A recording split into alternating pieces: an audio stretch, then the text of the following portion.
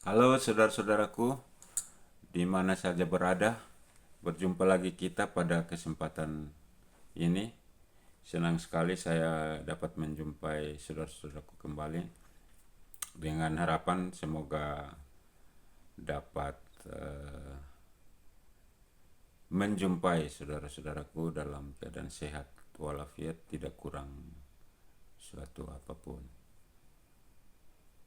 Pada kesempatan ini, saya mengajak saudara-saudaraku untuk berdiskusi lebih lanjut tentang Peraturan Gubernur Nomor 22 Tahun 2005, di mana pada video sebelumnya saya menyatakan bahwa Pergub tersebut berpotensi melanggar prinsip-prinsip dasar dari Peraturan Pemerintah Nomor 18 Tahun 2017. Nah, dalam video kali ini saya akan mengajak saudara-saudara untuk kita mengkaji lebih dalam sehingga nanti kita dapat sampai kepada kesimpulan bahwa Pergub tersebut apakah telah sesuai atau ternyata tidak sesuai dan bertentangan dengan prinsip-prinsip dasar Peraturan Pemerintah Nomor 18 Tahun 2017.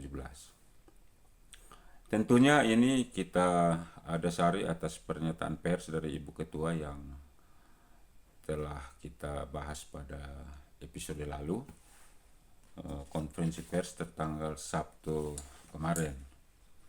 Nah, dua hal yang eh, ingin saya ajak untuk kita diskusikan. Yang pertama, soal penyampaian Ibu Ketua bahwa penetapan Pergub tersebut telah melalui survei. Nah, ini patut diduga bahwa tidak ada dasar hukumnya dan eh, akibat lebih lanjut daripada kegiatan yang dilakukan tanpa dasar hukum, maka ini berpotensi menimbulkan kerugian negara jikalau survei tersebut menggunakan keuangan negara.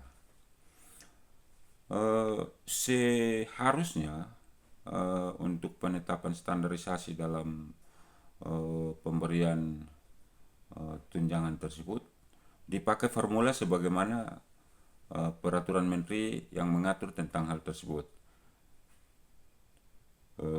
Ini pun telah kita bahas pada episode yang lalu.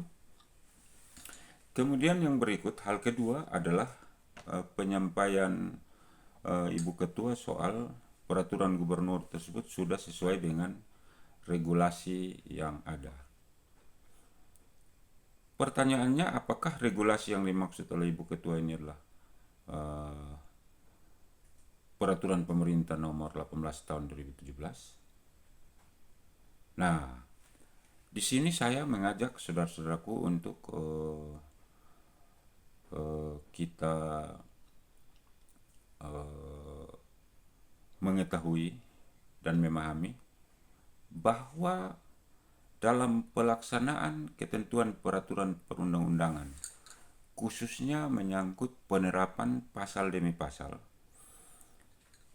seyogianya lah kita juga sebagai pelaksana peraturan memahami, mengetahui dengan benar kondisi psikologis dan kebatinan daripada pembuat undang-undang pada saat membuat undang-undang atau peraturan tersebut, dalam hal ini PP 18. Apa maksud dan tujuannya? Sehingga ketika kita melaksanakannya tidak melenceng daripada maksud dan tujuan peraturan tersebut, karena kita memahami dengan tepat suasana psikologisnya. Dari sini saya mengajak saudara-saudaraku untuk kita mencoba membahas tentang pasal 9 PP 18 ayat 2000 tahun 2017. Di situ dengan jelas menyatakan, pasal 9 ayat 1, tunjangan kesejahteraan pimpinan dan anggota DPRD terdiri atas A. Jaminan kesehatan, B. Jaminan kecelakaan kerja, C. Jaminan kematian, dan D. Jaminan pakaian dinas dan atribut. Nah, ini ayat keduanya ini yang sangat penting.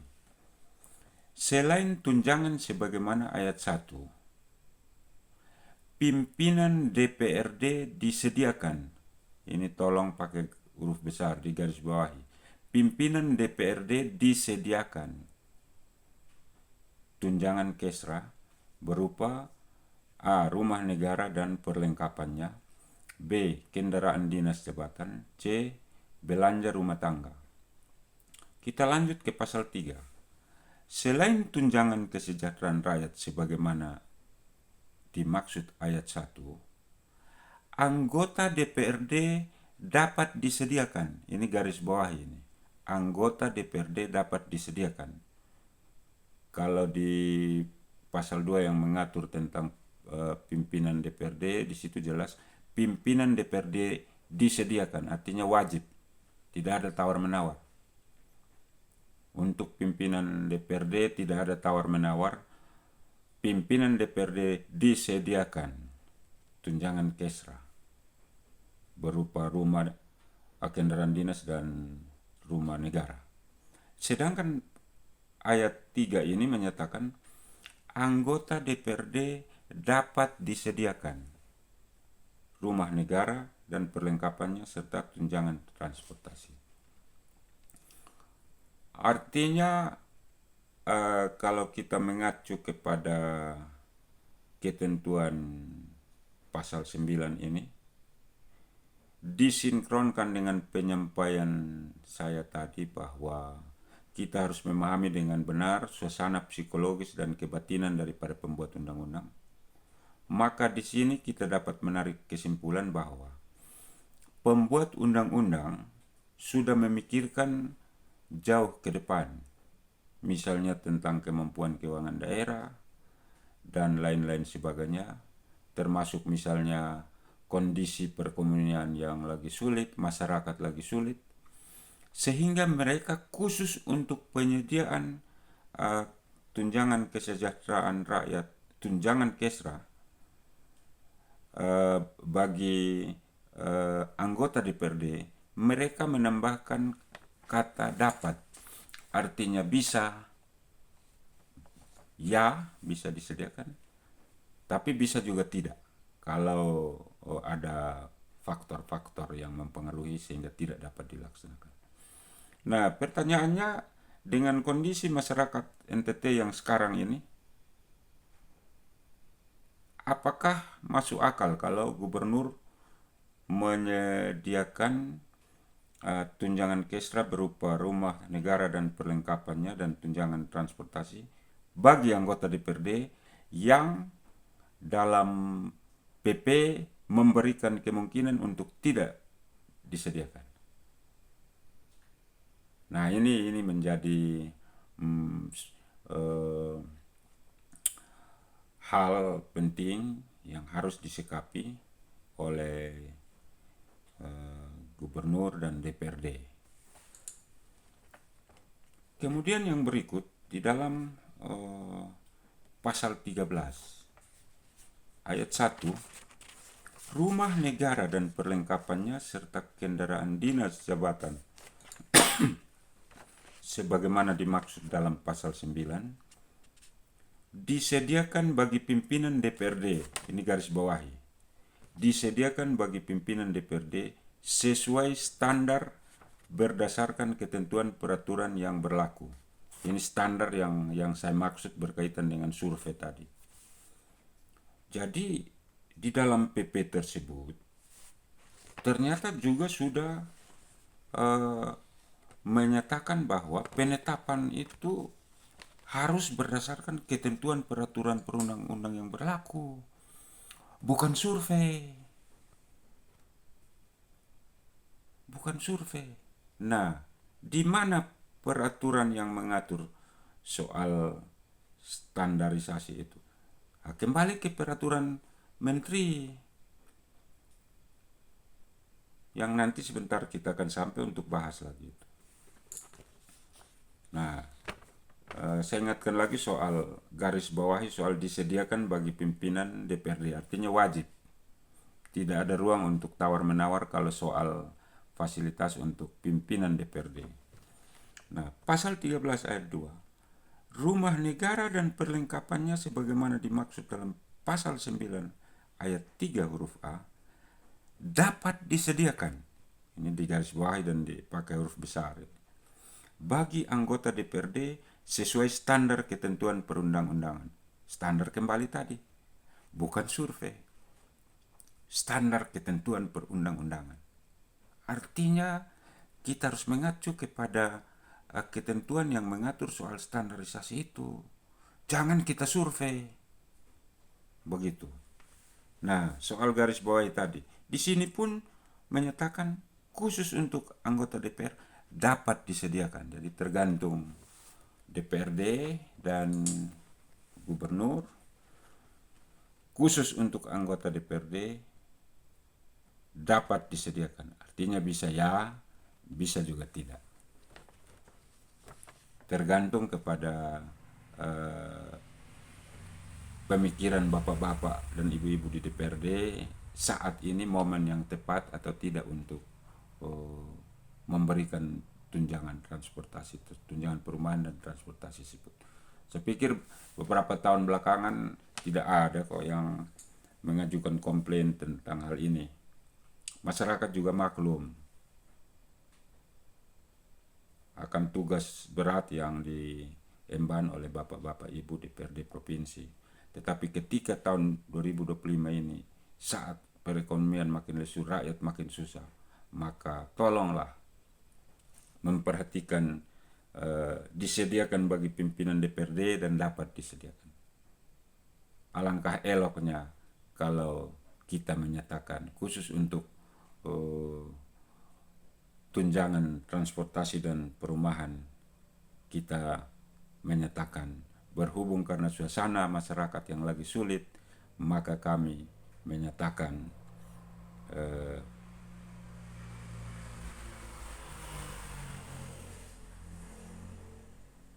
pasal 13 ini kami pakai, yaitu karena memberi ruang untuk dapat dan tidak, maka kami menyatakan tidak usah kita pakai tunjangan tersebut. Nah, itu harapan. Kemudian yang berikut, lanjut ke pasal 15. Pasal 15 ayat 1. Dalam hal pemerintah daerah belum dapat menyediakan rumah negara dan kendaraan dinas jabatan bagi pimpinan DPRD, sebagaimana dimaksud pasal 13. Kepada yang bersangkutan diberikan tunjangan perumahan dan transportasi. Diberikan, itu artinya harus. Tetapi karena kita di NTT sudah ada, ya, menurut pemantauan kami, untuk pimpinan DPRD sudah ada perumahan, sehingga dia tidak berhak untuk diberikan tunjangan perumahan tersebut. Ya, tapi manalah tahu, itu prediksi saya, tapi manalah tahu yang terjadi. Jangan sampai sudah ada perumahan tapi dikasih lagi sudah ada rumah negara tapi dikasih lagi tunjangan perumahan. Wah, itu bahaya. Itu indikasi ke arah kerugian negara dan bisa masuk dalam unsur tindak pidana korupsi. Nah, pasal 15 ayat 2. Dalam hal Pemda belum dapat menyediakan rumah negara bagi anggota DPRD, sebagaimana dimaksud dalam pasal 13, kepada yang bersangkutan, kepada anggota DPR tersebut, dapat diberikan. Jadi dia beda dengan yang mengatur soal pimpinan. Kalau pimpinan bilang diberikan, artinya tidak ada ruang untuk tawar. Pada anggota DPRD dapat diberikan tunjangan perumahan. Nah, ini artinya dalam pola pikir pembuat undang-undang, suasana kembali psikologis dan kebatinan tadi, mereka menyatakan bahwa terhadap pimpinan DPRD wajib, sedangkan kepada anggota dia tergantung situasi di lapangan. Kalau masyarakatnya memang sudah tidak ada masalah, tidak seperti kondisi saat ini, ya saya pikir wajar-wajar sajalah diberikan tunjangan kepada bapak-bapak, ibu-ibu anggota DPRD provinsi. Nah, kembali kita lanjut. Oleh karena di NTT belum ada disiapkan rumah negara bagi anggota DPRD dan hanya tunjangan perumahan, maka penetapan standarisasi jumlah maksimal tunjangan tersebut juga tidak bisa berdasarkan survei. Haruslah berdasarkan formula yang sudah ditetapkan dalam peraturan pemerintah. Yaitu ada formulanya, rumusnya, yaitu STB sama dengan 3,33%. Jadi STB itu sewa tanah dan bangunan. Di STB sama dengan 3,33%. Di 3,33% ini adalah faktor penyesuaian sewa tanah. Dikali LT, LT ini luas tanah dalam meter persegi, dikali NT, nilai tanah berdasarkan NJOP, ditambah 6,64%. 6,64% ini faktor penyesuaian sewa bangunan. Dikali LB, LB ini luas lantai bangunan dalam meter persegi, dikali NSB, NSB ini nilai sisa bangunan. Nah, formula ini kan sudah diatur sehingga harus dipakai. Toh kalau misalnya harus kasih tunjangan perumahan pun, ya tetap nilainya harus berdasarkan formula ini. Bukan survei. Bukan. Harus berdasarkan formula ini. Begitu. Sehingga menurut kajian kami, peraturan gubernur tersebut sangat patut apabila dibatalkan. Sangat patut untuk dibatalkan. Pertama, karena penetapan standar yang patut diduga tidak mengacu kepada undang-undang atau PP 18 tadi dan hanya berdasarkan survei saja sesuai keterangan pers Ibu Ketua DPRD, Ibu Emen Nomleni. Dan yang kedua, karena kondisi perekonomian masyarakat yang lagi susah, sehingga sangat patut apabila dibatalkan tunjangan tersebut. Selain karena patut diduga melanggar prinsip-prinsip dasar yang digariskan dalam PP 18, juga kondisi perekonomian negara yang sangat sulit ini. Saya pikir kalau dalam 1 bulan anggaran tunjangan ini bisa dialihkan ke sektor-sektor lain, maka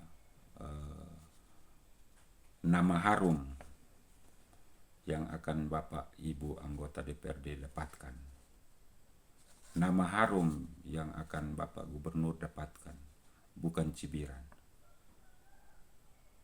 Beberapa waktu lalu saya mendapati di sebuah kampung ada seorang janda tua, tidak memiliki anak. Dia tinggal sendiri di sebuah rumah reot yang berukuran sekitar kurang lebih 3 kali 4 meter. Saya membayangkan apa yang dia makan besok. Untuk itu saya mengetuk hati Ketua DPRD, Gubernur, batalkan sekali lagi batalkan. Mohon dengan sangat batalkan peraturan gubernur tersebut dan lihatlah ke bawah betapa banyak orang yang malam ini tidak bisa tidur karena berpikir apa yang akan dimakan anak-anaknya besok. Demikian dan terima kasih. Salam.